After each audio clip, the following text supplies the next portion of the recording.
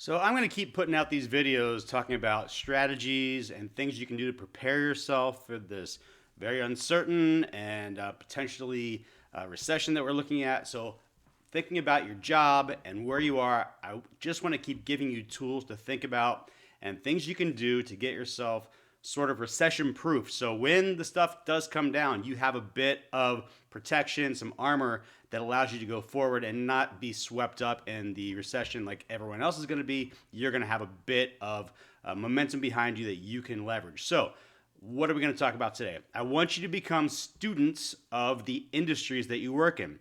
Now, what does that mean? So what it means is I want you to know the other people in your industry, your competitors, the people that you work with, your suppliers, the people in your same environment that you're working at, but different companies. I want you to know intimately what they are doing, what their plans are, and what they are thinking about. Now, table stakes of this are you got to know what's going on in your business, in your company, right? You have to know what their plans are. But in order to give you a little more perspective on the wider marketplace, you need to be leaning into your network and finding out what's going on with the other people who play in the same space. So, for example, when I was running restaurants right at the peak of COVID, not only did I have to make adjustments and refine strategies for how I was going to stay afloat and keep my people in business, I was also looking at the wider marketplace. So I was asking my suppliers and my supply chain,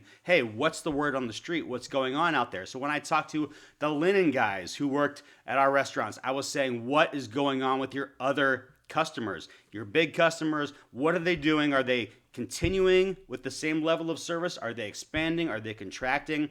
I was talking to our suppliers who we bought food from. I was saying, hey, what do your warehouses look like? Are they getting full? Are they getting empty? What do your prices look like that you're paying, that you're passing on to us? I was trying to get an understanding of the wider market so I could make decisions based upon what I knew to be the momentum and the shifts that were taking place. So for you, that means if you work in sales or technology or insurance or healthcare, find out what's going on with the other people that you rub up against on a day-to-day basis or a weekly basis and what's going on in their companies.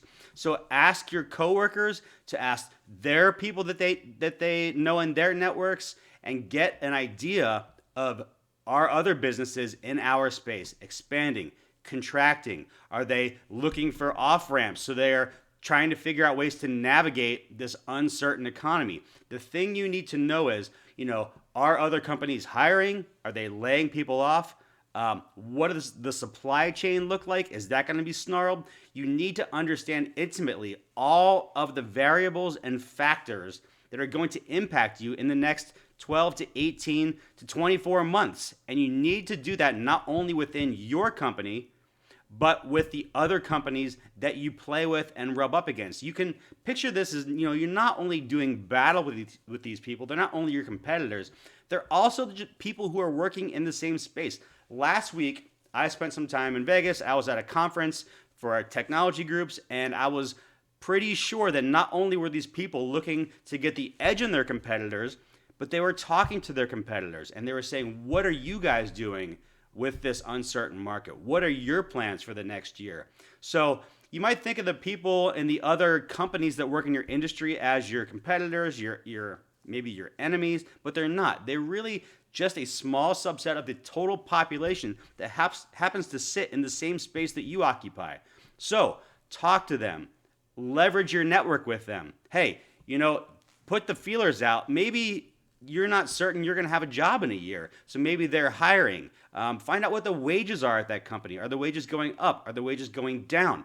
Everything about the pulse of your company and the other companies that play in the same space that you are in, you need to understand intimately what they are doing, what their plans are, and what are the tides and the waves that are affecting your marketplace. You can't just blindly hope that everything's going to be okay. You need to do some research. You need to do your due diligence. You need to find out what is going on right now so you can make good decisions. Are you going to stay or are you going to jump?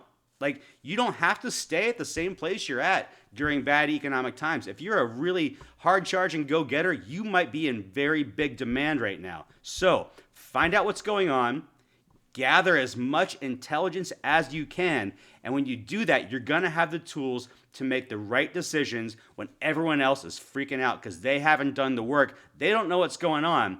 And they're going to be looking at you to say, hey, what are you doing? Because you seem to know what's going on way better than everyone else.